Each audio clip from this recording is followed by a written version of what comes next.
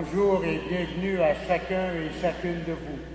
Nous sommes réunis au nom du Père et du Fils et du Saint-Esprit. Amen.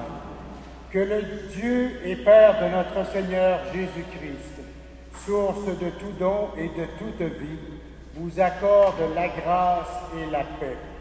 Béni soit Dieu maintenant et toujours. En approchant du mystère de Dieu, nous comprenons la grandeur de sa sainteté et parfois aussi la médiocrité de notre vie. Mais c'est avec confiance que nous venons à lui, car son pardon nous précède. Regarde tes fidèles avec bienveillance. Seigneur, prends pitié. Malgré les fautes de ton peuple, accueille-le dans ton amour. Ô Christ, prends pitié. Creuse en nous la faim de ta parole et de ton pain. Seigneur, prends pitié. Que Dieu Tout-Puissant nous fasse miséricorde, qu'il nous pardonne nos péchés et nous conduise à la vie éternelle.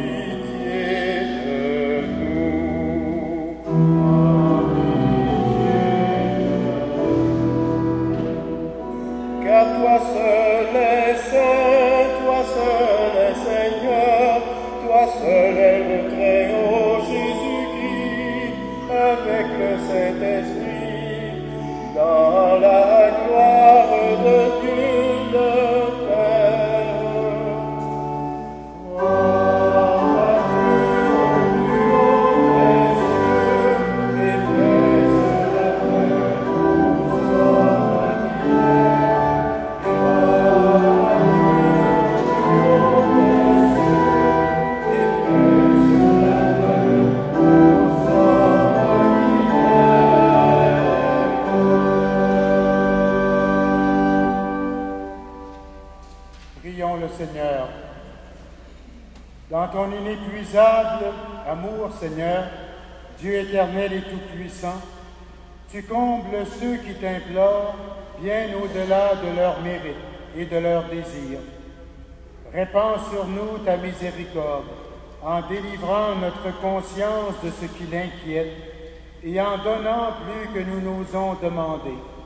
Par Jésus-Christ, ton Fils, notre Seigneur et notre Dieu, lui qui vit et règne avec toi dans l'unité du Saint-Esprit, maintenant et pour les siècles des siècles.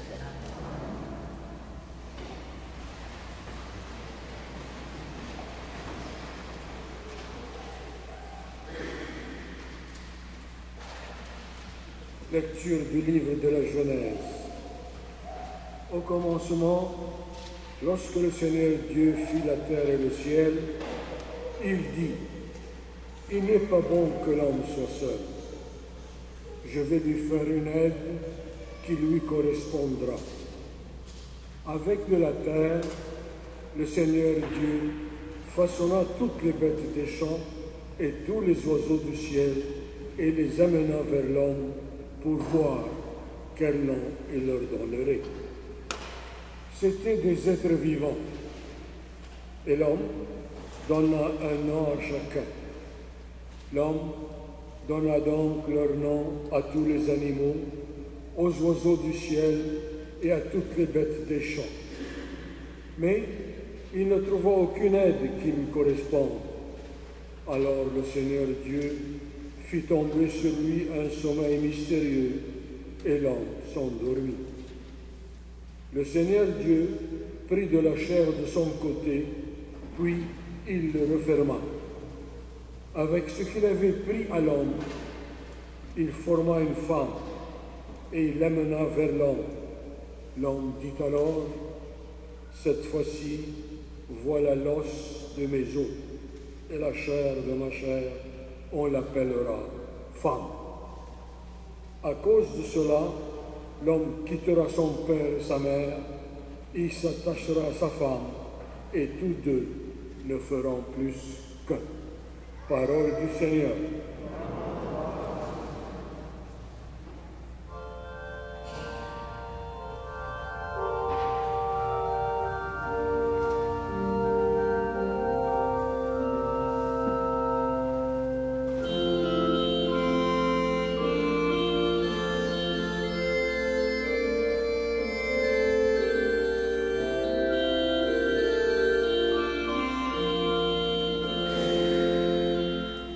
Comme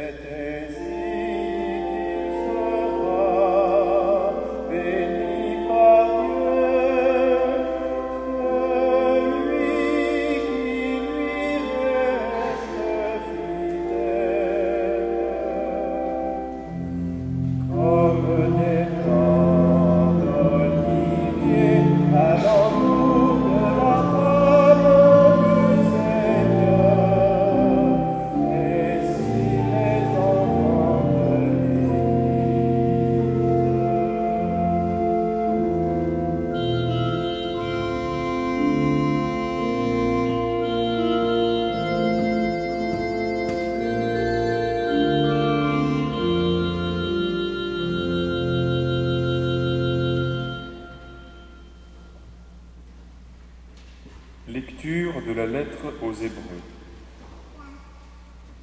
Jésus avait été abaissé un peu au-dessous des anges. Et maintenant, nous le voyons couronné de gloire et d'honneur à cause de sa passion et de sa mort. Si donc, il a fait l'expérience de la mort, c'est par grâce de Dieu pour le salut de tous. En effet, puisque le Créateur et Maître de tout voulait avoir une multitude de fils à conduire jusqu'à la gloire, il était normal qu'il mène à sa perfection, par la souffrance, celui qui est à l'origine du salut de tous. Car Jésus, qui sanctifie, et les hommes qui sont sanctifiés sont de la même race. Et pour cette raison, il n'a pas honte de les appeler ses frères. Parole du Seigneur.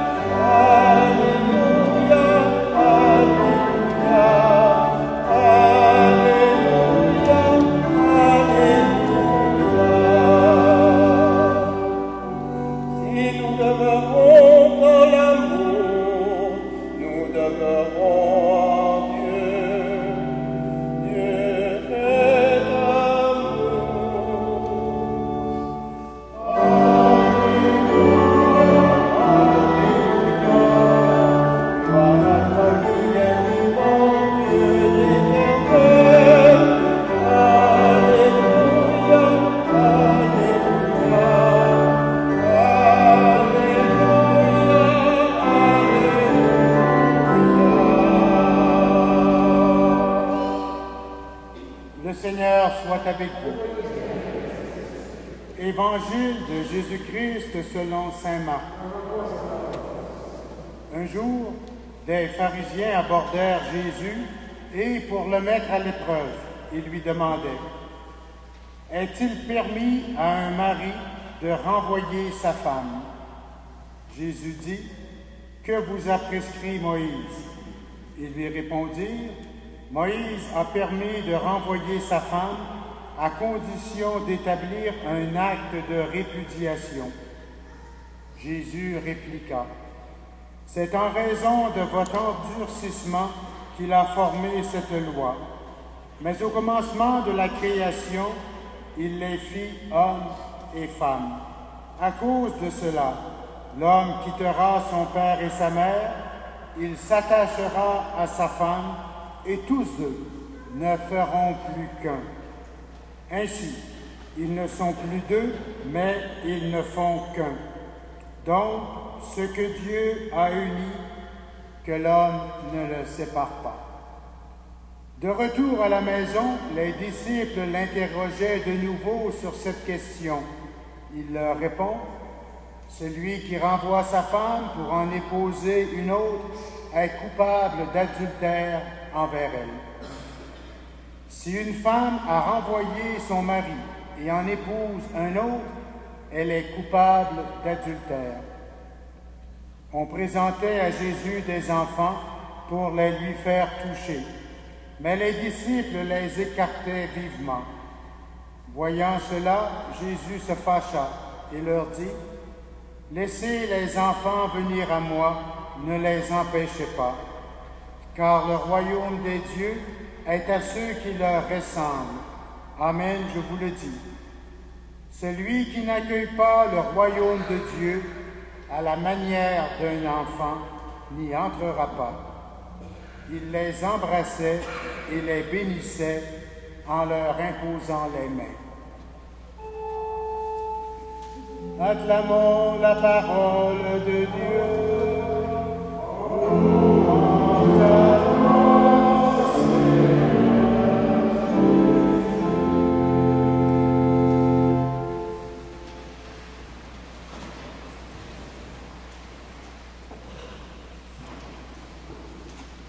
sommes confrontés ce matin à deux textes de l'Écriture qui sont importants.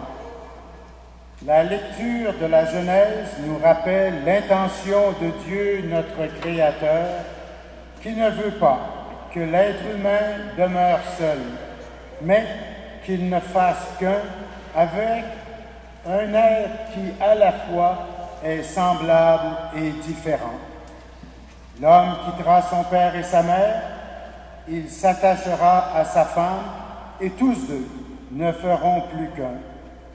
Jésus confirmera et précisera l'intention de Dieu son Père. Des milliers d'années après que cette parole de Dieu ait été promulguée, elle demeure toujours vraie, pertinente pour les femmes et les hommes qui désirent réaliser cette parole dans leur vie. D'une certaine façon, l'institution du mariage vient de Dieu, et par ailleurs, elle a pris des colorations particulières selon les époques et les cultures différentes. Le mariage ne se vit pas nécessairement pour nous comme il se vivait à une autre époque.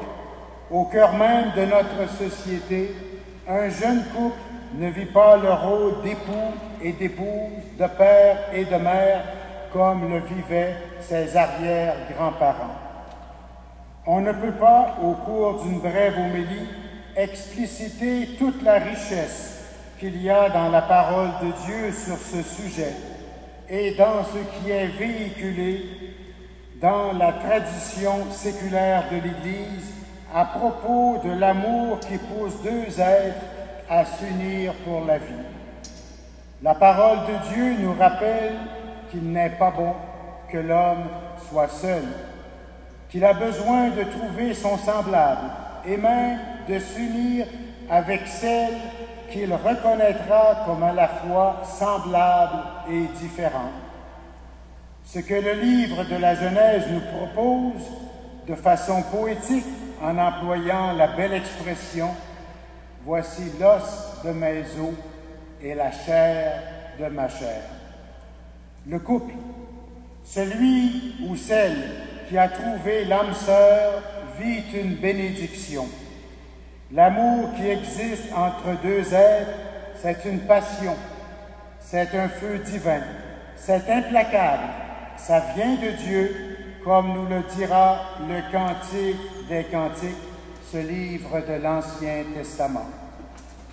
Il y a un idéal qui est là et qui éclaire, et c'est la volonté de Dieu pour le plus grand épanouissement de l'être humain. Mais existe aussi la terrible réalité de l'échec. Qui de nous n'a pas connu dans sa vie personnelle ou dans celle de ses proches, de ses amis ou connaissances, la terrible annonce de la rupture de ce qui était appelé à vivre pour toujours? Oui, il y a l'idéal que nous comprenons, acceptons, désirons pour nous et pour ceux et celles qui nous entourent. Et selon mon expérience, vous savez, cela fait 35 ans que je suis prêtre, des mariages, j'en ai béni un grand nombre.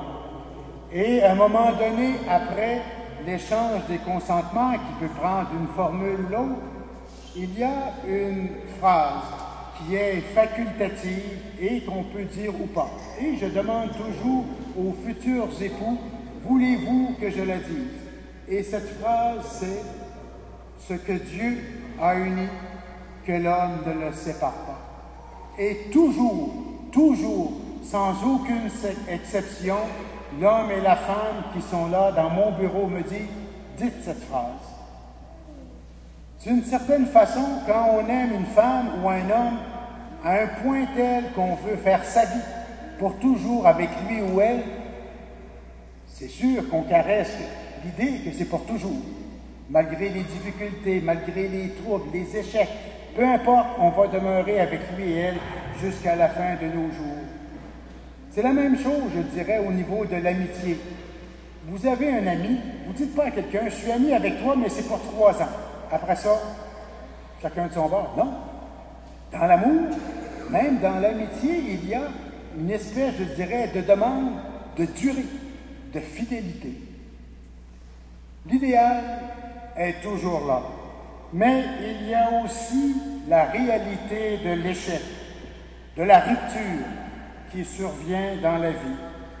Et il y a aussi des victimes de ces échecs.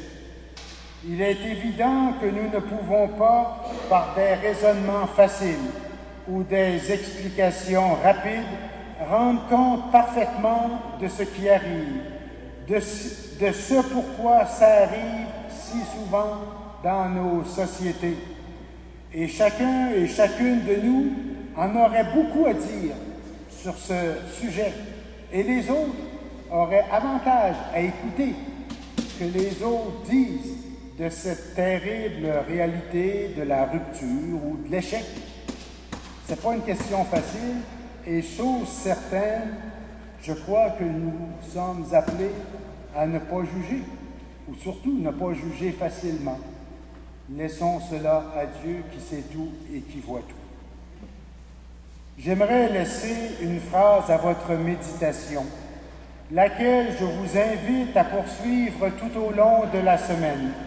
Elle est tirée de la première oraison que nous avons lue au début de cette messe. Tu combles, Seigneur, ceux qui t'implorent, bien au-delà de leurs mérites et de leurs désirs. Répands sur nous ta miséricorde, en délivrant notre conscience de ce qui l'inquiète et en donnant plus que nous n'osons demander. On pourrait reprendre chacun des 2-3 mots de cette prière-là et les commenter. Que je sois exaucé de Dieu ou pas, ce n'est pas en vertu de mes mérites à moi. Et puis on dit, donnez-nous plus que même ce que sont nos désirs les plus fous. On demande à Dieu de nous donner plus que ça. Délivrer notre conscience en donnant plus que nous n'osons même demander. En d'autres termes, il s'agit d'implorer Dieu pour qu'il nous donne la paix de notre conscience, et qu'il nous donne plus que nous ne pouvons demander, et même que ce que sont nos désirs. Jésus nous a dit dans cet évangile que le royaume de Dieu appartient à ceux qui ressemblent aux enfants. Et qu'est-ce que ça fait un enfant, sinon que demander « Maman, donne-moi ceci. Maman, j'ai faim. Papa, achète-moi une paire de patins, un bicycle, etc. » Un enfant, ça demande. Jésus nous a présenté Dieu comme notre Père. Osons l'implorer. Lui demander avec confiance, non seulement de nous exaucer, mais de nous donner plus que nous n'osons demander. Lui sait ce dont nous avons besoin et il peut donner beaucoup plus, même que ce que nous pouvons penser lui demander de nous donner. Amen.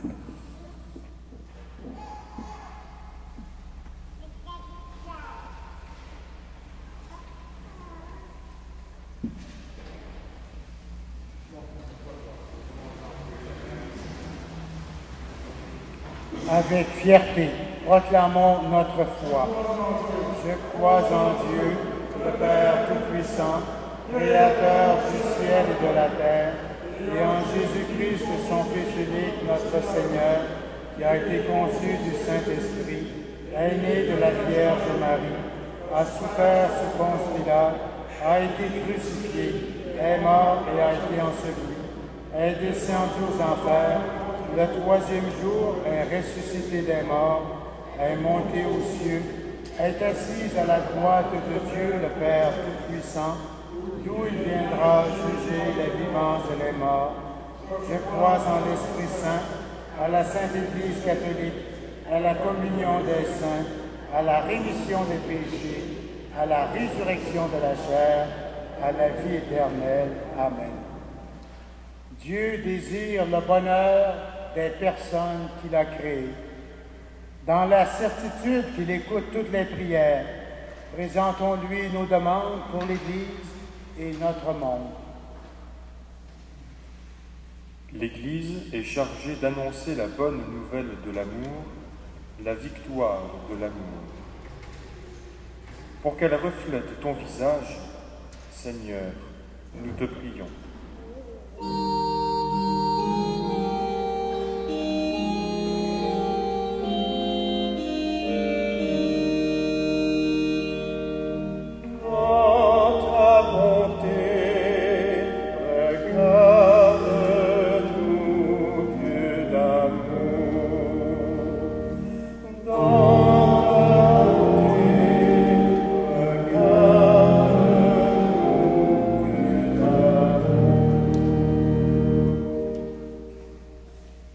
Bien des personnes ont connu l'échec, l'abandon et la trahison dans leur union conjugale. Pour que l'Église s'inspire de l'amour et de la fidélité de Dieu, afin de les aider à rebâtir l'avenir, Seigneur, nous te prions.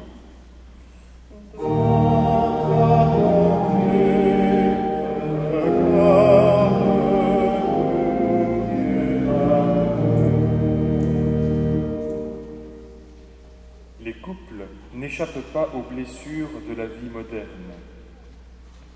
Pour que le Seigneur mette sur leur route des personnes qui les aident à relever les défis de la durée dans l'écoute et le respect mutuel, Seigneur, nous te prions.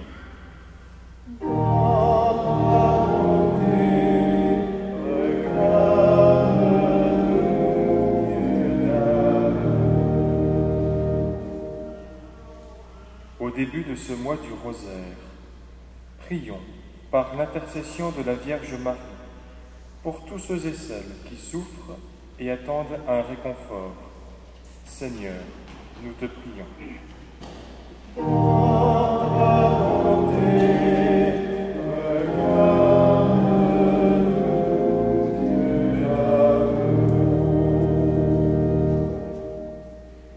Dieu notre Père, tu es la source de tout amour. Nous t'en prions, écoute notre prière. Garde grandes ouvertes pour tes enfants les portes de l'espérance. Nous te le demandons par ton Fils Jésus-Christ, notre Seigneur et notre Dieu.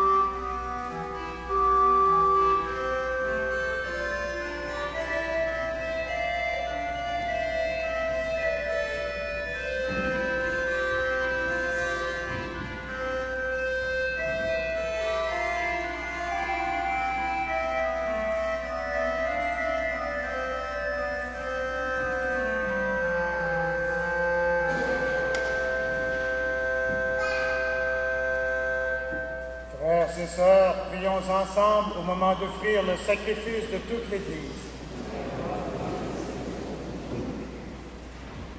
Accepte, Seigneur, le sacrifice que tu nous as donné dans les mystères que nous célébrons pour te rendre grâce.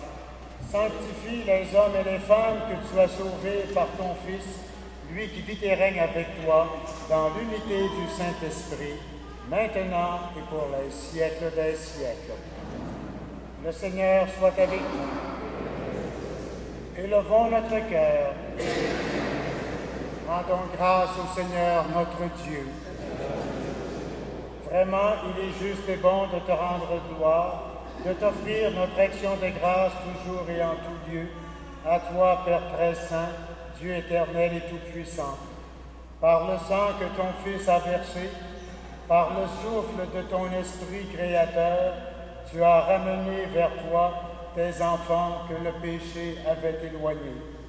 Et ce peuple, unifié par la Trinité sainte, c'est l'Église, gloire de ta sagesse, corps du Christ et temple de l'Esprit. Et nous qui sommes rassemblés pour te rendre grâce, nous te chantons avec les anges du ciel.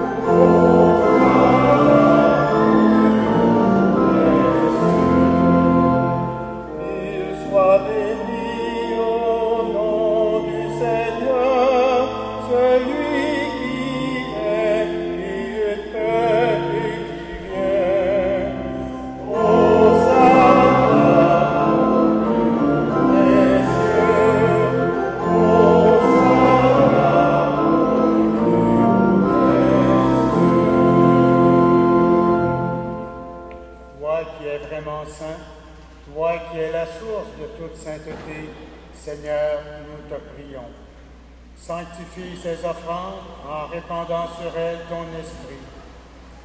Qu'elles deviennent pour nous le corps et le sang de Jésus le Christ, notre Seigneur.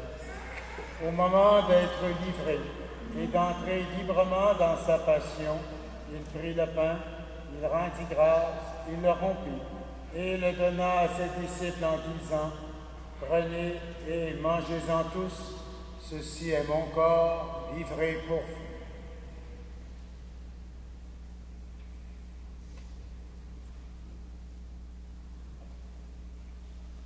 De même, à la fin du repas, il prit la coupe. De nouveau, il rendit grâce.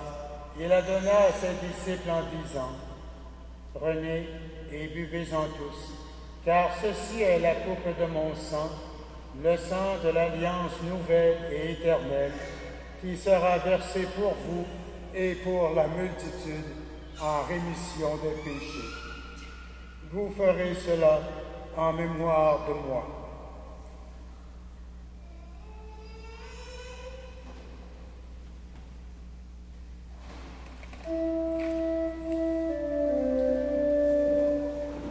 Il est grand le mystère de la foi. Nous proclamons ta pensée, nous célébrons ta résurrection, nous attendons ta venue en la gloire.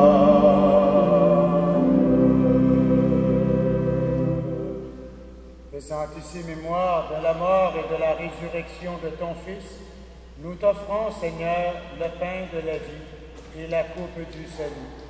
Et nous te rendons grâce, car tu nous as choisis pour servir en ta présence. Humblement, nous te demandons qu'en ayant part au corps et au sang du Christ, nous soyons rassemblés par l'Esprit Saint en un seul corps. Souviens-toi, Seigneur, de ton Église répandue à travers le monde. Fais-la grandir dans ta charité avec le pape Benoît XVI, notre évêque Christian, et tous ceux et celles qui ont la charge de ton peuple. Souviens-toi aussi de nos frères et de nos sœurs qui se sont endormis dans l'espérance de la résurrection.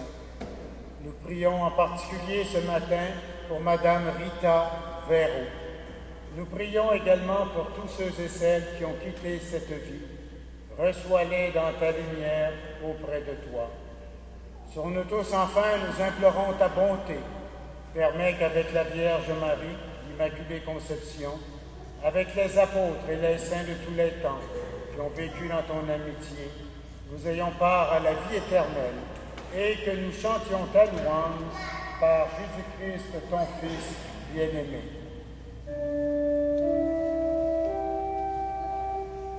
Par lui, avec lui et en lui, à toi Dieu le Père Tout-Puissant, dans l'unité du Saint-Esprit, tout honneur et toute gloire pour les siècles des siècles.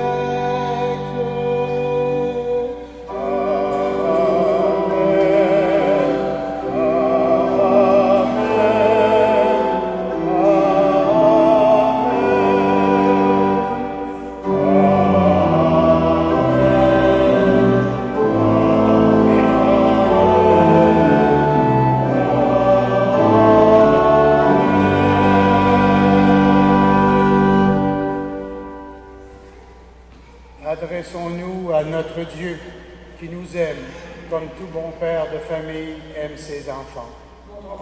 Notre Père qui es aux cieux, que ton nom soit sanctifié, que ton règne vienne, que ta volonté soit faite sur la terre comme au ciel. Donne-nous aujourd'hui notre pain de ce jour. Pardonne-nous nos offenses, comme nous pardonnons aussi à ceux qui nous ont offensés, et ne nous soumets pas à la tentation, mais délivre-nous du mal. Délivre-nous de tout mal, Seigneur, et donne la paix à notre temps. Par ta miséricorde, libère-nous du péché, rassure-nous devant les épreuves, en cette vie où nous espérons le bonheur que tu promets et l'avènement de Jésus-Christ, notre Sauveur.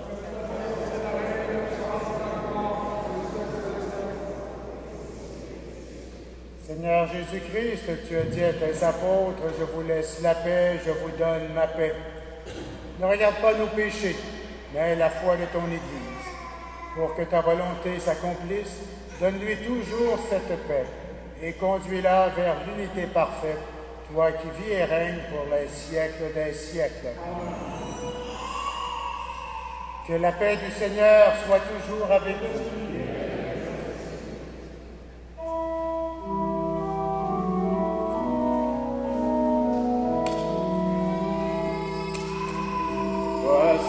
L'agneau de Dieu, offert pour nos péchés, Jésus, pitié pour nous.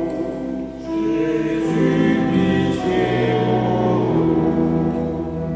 Voici l'agneau de Dieu, livré pour notre vie. Ô Christ, sois notre vie.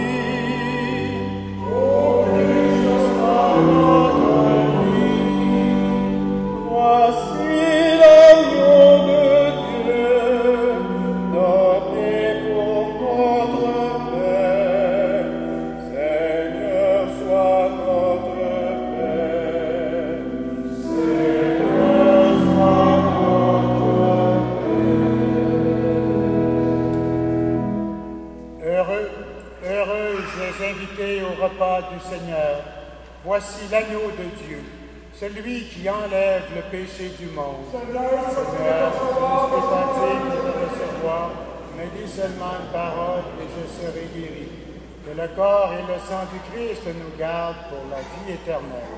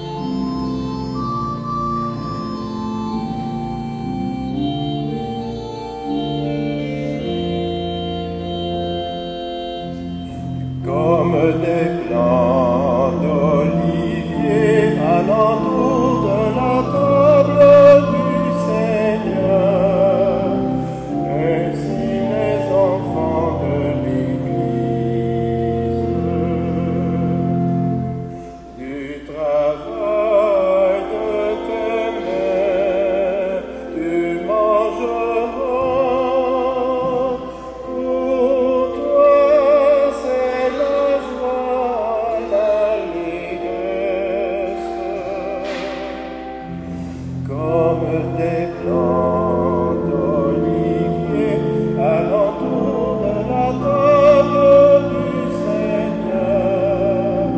Ainsi les enfants de l'Église à des plants d'olivier ressembleront.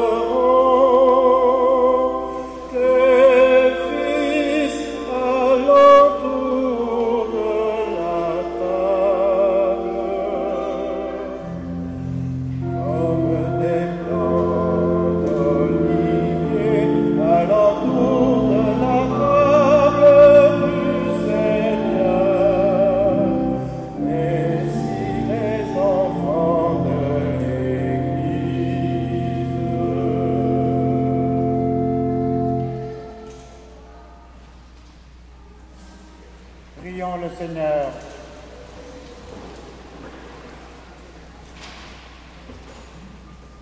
Accorde-nous, Seigneur, notre Dieu, de trouver dans cette communion notre force et notre joie, afin que nous puissions devenir ce que nous avons reçu, le corps du Christ. Par Jésus-Christ, ton Fils, notre Seigneur et notre Dieu, lui qui vit et règne avec toi, dans l'unité du Saint-Esprit, maintenant et pour les siècles des siècles. Le Seigneur soit avec vous. Que Dieu Tout-Puissant vous bénisse, lui qui est Père, Fils et Esprit Saint. Allez dans la paix du Christ. Bon dimanche et bonne semaine.